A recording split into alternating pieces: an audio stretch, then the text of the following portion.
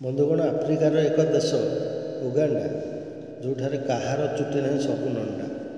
ତେଣୁ ତାହାର ଗ୍ରାମ୍ୟ ପରିବେଶ ବିଷୟରେ ଆମେ ଟିକେ ଦେଖିବା। ଦେଖନ୍ତୁ, ବିସ୍ତୀର୍ଣ୍ଣ ପ୍ରାନ୍ତର ଚାଷ ଜମି, ଏରା କେବଳ ଚାଷ ଜମି। ଦେଖନ୍ତୁ, ଏଇସବୁ ଘରଦ୍ୱାର ସବୁ ଅଛି। ଏଠି ପ୍ରାୟ ଆପଣମାନଙ୍କୁ ଜଣାଇ ଦେବାକୁ ଚାହେଁ, ଏଇଠି ପ୍ରାୟ ମାଟି ଘର ଦେଖାଯାଏ। କାହିଁକିନା ପ୍ରବଳ ଖରା ହୁଏ। ପ୍ରବଳ ଖରାରୁ ରକ୍ଷା ପାଇବା ପାଇଁ, ଟିକେ ଥଣ୍ଡା ପାଇବା ପାଇଁ ସେମାନେ ମାଟି ଘର କରିଥାନ୍ତି। ଏ ଦେଖ, ମାଟି ରାସ୍ତା ମଧ୍ୟ ବହୁତ ଦୂର ଯାଏ ଲମ୍ବି ଯାଇଛି। ରଖେ ଏଠାରେ କହିଦିଏ ଆପଣମାନଙ୍କୁ ଯେ ଏଠିକାର ଲୋକମାନେ, ଏମାନଙ୍କ ହୃଦୟ ବହୁତ ବଡ଼। ଏମାନେ ଯଦି ବାହାରର କୌଣସି ଅତିଥି ଆସନ୍ତି, ସେମାନଙ୍କୁ ବହୁତ ଆଦର କରନ୍ତି।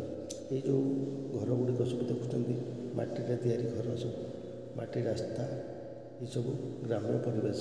ଗାଁ ଲୋକମାନେ ପ୍ରାୟ 80% ଲୋକ, ଆଉ ସହରରେ ମାତ୍ର 20% ଲୋକ ରହନ୍ତି। ଏଇ ଯେଉଁ ଦେଖୁଛନ୍ତି, ଏଇଟା ହେଉଛି ସ୍କୁଲ।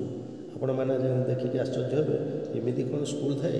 ଆମ ଓଡ଼ିଶା ଭଳିଆ ବିଲ୍ଡିଂ ଘର ନୁହଁ, ଏଠି ମାଟିରେ ତିଆରି ତାଙ୍କର ସ୍କୁଲ।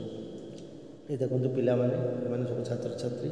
ଏ ଦେଖ ବ୍ଲାକ୍ ବୋର୍ଡ଼, ଏଇଠି ପିଲାମାନେ ପାଠ ହିଁ ପଢ଼ନ୍ତି। ଇଏ ତାଙ୍କ ଟିଚର ପାଠ ପଢ଼ାଉଛନ୍ତି। ଆଉ ପିଲାମାନଙ୍କର ଖାଇବା ଛୁଟି ହେଇଛି, ତେଣୁକରି ସେମାନେ ପଡ଼ିଆରେ ଏଣେ ତେଣେ ବୁଲୁଛନ୍ତି, ମଜାମସ୍ତି କରୁଛନ୍ତି। ଦେଖ, ଆଉ ମୁଁ ଏଠାରେ କହିଦେବାକୁ ଚାହେଁ ଯେ ଆମ ଓଡ଼ିଶା ସରକାର ଯେମିତି ମଧ୍ୟାହ୍ନ ଭୋଜନ ବ୍ୟବସ୍ଥା କରିଛନ୍ତି, ଉଗାଣ୍ଡା ସରକାର ମଧ୍ୟ ସେମିତି ଖାଇବା ବ୍ୟବସ୍ଥା ପିଲାମାନଙ୍କ ପାଇଁ କରିଛନ୍ତି।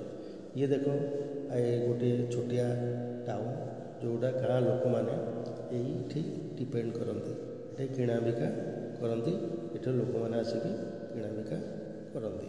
ଦେଖନ୍ତୁ, ଇଏ ଯେଉଁ ଦେଖାହେଉଛି, ଇଏ ଯେଉଁ ପରିବା ମାର୍କେଟ। ଏଠି ବନ୍ଧାକୋବି, ବାଇଗଣ, ଟମାଟୋ, ପିଆଜ ଭଳି ବିଭିନ୍ନ ପ୍ରକାର ପରିବା ଏଠାରେ ବିକ୍ରି କରାଯାଏ।